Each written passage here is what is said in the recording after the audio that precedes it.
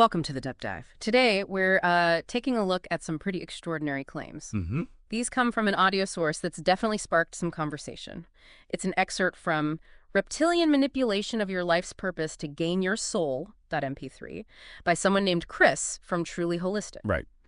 So our goal here, our mission for this deep dive, is really to unpack the core ideas, the assertions in this material.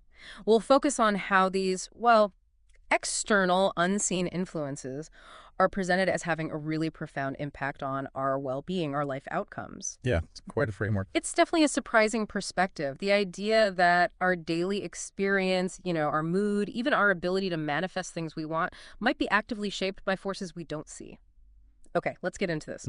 So to really grasp what Chris is putting forward, we have to start with his main idea, this concept of reptilian control. And it's not presented as just some vague notion. No, not at all. Yeah. The material suggests it directly impacts how we see ourselves, how we see our place in the world fundamentally. And what's laid out is, well, pretty striking. Chris from Truly Holistic directly links these entity beings, as he calls them, to a whole range of human health problems. Entity beings, okay. Health problems like what? Well, he argues their basic nature is to control humanity. And a key way they supposedly do this is by manipulating our manifestation potential. Manifestation potential. How does the source define that? It's defined as our sort of innate ability to bring things into our reality, through thoughts and intentions. And according to Chris, this manipulation means people just don't manifest what they actually want. So they try, but it doesn't work. Worse, often they experience, and this is his phrase, the dead opposite of what they're trying for. Wow, okay. The dead opposite. In this specific manipulation, it's then tied directly into our emotional state, our feelings. Makes sense, I guess. Right. If you keep failing. Exactly. The material says when you're not manifesting what you desire, it gets you down. You start thinking low vibrational thoughts. Low vibrational, like negative thoughts. Yeah, thoughts based in fear, doubt, scarcity, that kind of thing.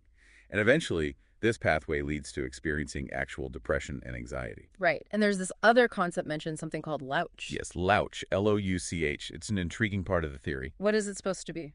It's described specifically as fear energy. These negative states, the anxiety, the depression, the fear, they apparently create this louch. Then why? What's the point of it? The claim is that these beings, the reptilians, they actually feed off it. It's like vibrational food for them, derived from human suffering. Okay, that's quite a claim. And you mentioned depression specifically. Yeah, delving deeper into depression, Chris's work claims something very specific, that 95% of the time, depression is linked to a disconnect between the soul and the physical body. A disconnect between soul and body. That's the idea.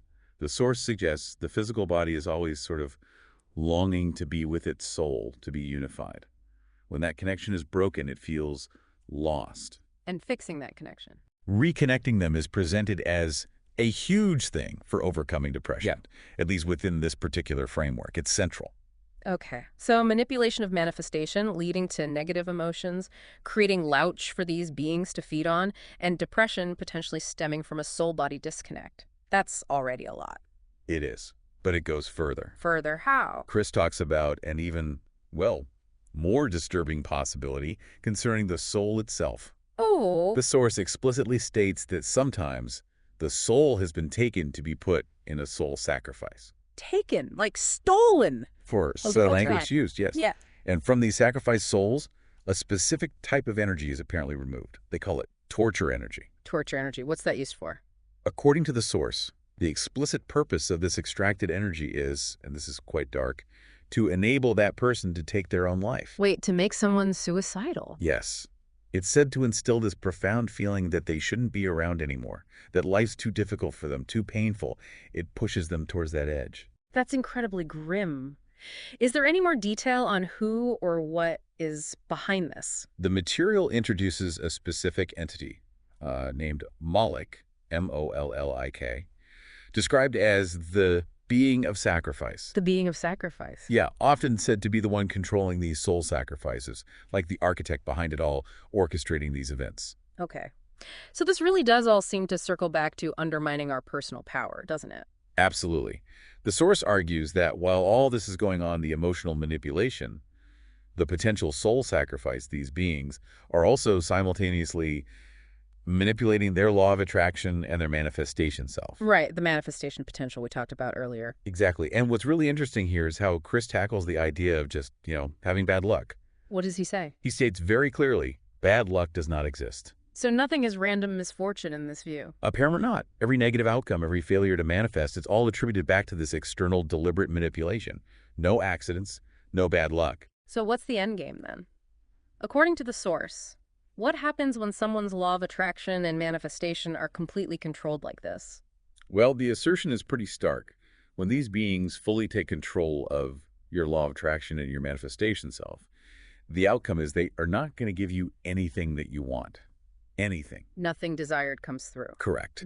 And this constant blocking of desires, combined with that emotional drain we discussed, it leads people to get so low that eventually you're going to want to take your own life. So it's presented as a direct causal link. Manipulation leads to despair, leads to suicide. That's the chain of events described. It's portrayed as an engineered outcome, not just a tragic consequence of difficult life circumstances. This sounds incredibly bleak, almost inescapable if you accept the premise. If these entities are supposedly so powerful and everywhere, what does the source suggest anyone can actually do about it? Are there solutions offered? Yes, thankfully, Chris's material does outline several remedial actions. It's not just describing the problem. Okay, good. What are they? Well, the interventions include things like removing the reptilian influence from the soul itself. Also, reconnecting the soul back with the physical body, addressing that disconnect linked to depression. Right, dealing with the soul directly. What else? Then there's removing any reptilian influence on the law of attraction and also within the manifestation self and other areas of your aura.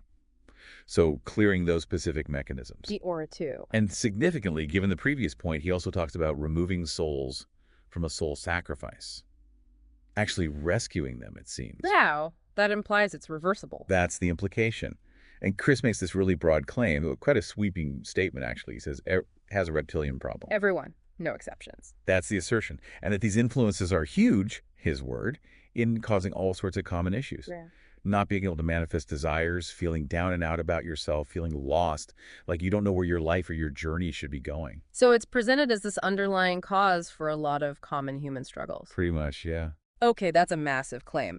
But let's flip it then. What about the positive side? If these influences can be removed, as the source suggests, what happens then? What's the potential upside described? Right. According to Chris, once the law of attraction and the manifestation potential are cleared and restored, things shift significantly. He says intuition is a lot easier to come about. Intuition, like your gut feelings. Yes, exactly. It allows for more effortless channeling, his term again, of what you actually want in life, like knowing the right steps to take. So better inner guidance. And he stresses that this intuitive capability, this ability to manifest, is universal. Everyone has it. The reptilian influences are framed simply as roadblocks. Roadblocks that stop us from realizing something? Exactly. Roadblocks stopping people from becoming fully aware that our manifestation capabilities just by our thoughts are very powerful. Aware of how we can use them to create our own life, the life that we've always wanted to have. So the potential is there, just blocked. Removing the blocks unlocks it. That's the essence of the positive outcome described. Right. Regaining that power. So what does this all mean? Well, we certainly covered some extraordinary ground today, unpacking these claims from Chris from Truly Holistic about reptilian influence. Based on this source, we've looked at how these unseen forces are described as causing really profound suffering, things like depression, anxiety, even pushing people towards suicidal thoughts and actively blocking our desires. And the flip side. And the flip side, yeah. We've also touched on the spiritual interventions proposed in the source to counter this, ways to supposedly regain personal power and start manifesting the life you actually want. It's definitely a comprehensive and, frankly, challenging framework to think about. It really is. This entire perspective basically reframes personal agency, doesn't it? It shifts the focus away from just individual will or circumstance and points towards these external unseen forces as major players. Yeah, it really does. And that, I think, brings up a really important question for you, the listener, to consider. How do we, as individuals, navigate these kinds of claims? Claims of unseen forces influencing our lives, especially when we might be grappling with serious things like mental health challenges or just trying to figure out our purpose. How do you interpret this kind of information in your own life?